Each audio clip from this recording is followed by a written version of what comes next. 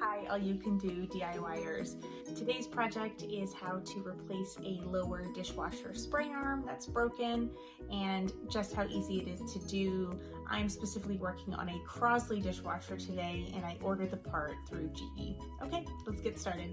Here is the inside of the Crosley dishwasher.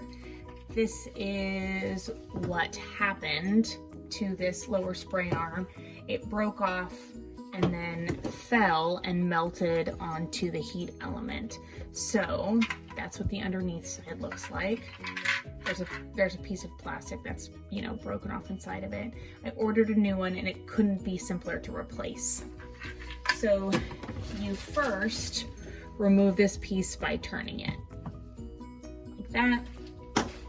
Your new Crosley dishwasher part should have it already attached like this on the bottom.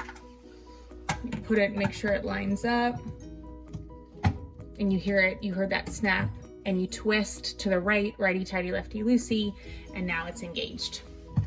Couldn't be more simple.